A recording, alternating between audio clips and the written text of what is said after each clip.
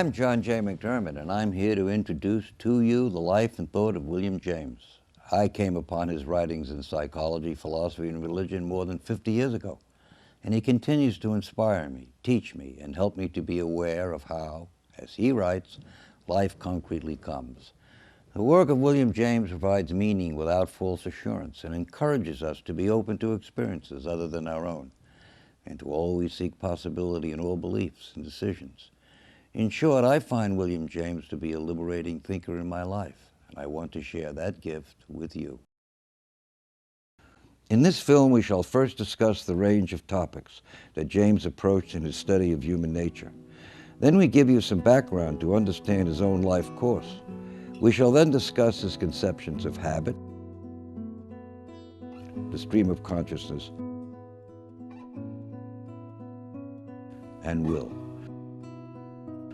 Beyond his great contributions to the academic field of psychology, the legacy of William James lies in his powerful and liberating insights into the vast and often untapped possibilities of human lives.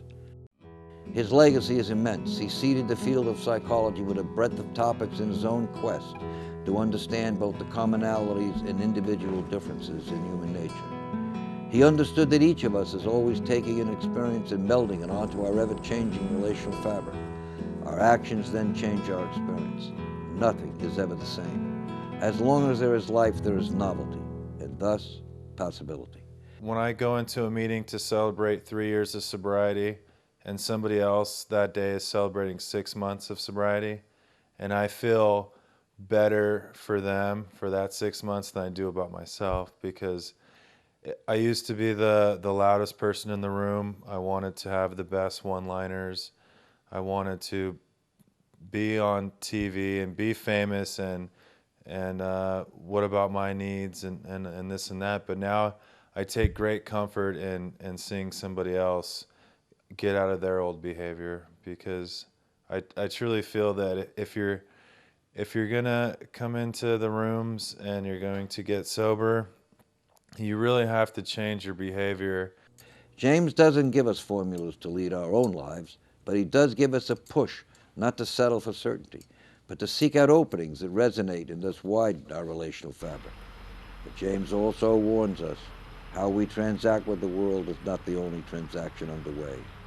We can find ourselves egocentrically, not taking into account the relationships available to us in nature or with fellow beings, and thus hooked to the dead ends of vacant self-determination, my way or no way. Or we can go too much with the flow without finding our particular way, ignoring the inner messages that often come to us in vague hunches. We can hook ourselves to rigid formulations, political or religious, and find that our own person gets swallowed up in loyalty to unworthy groups and ideas.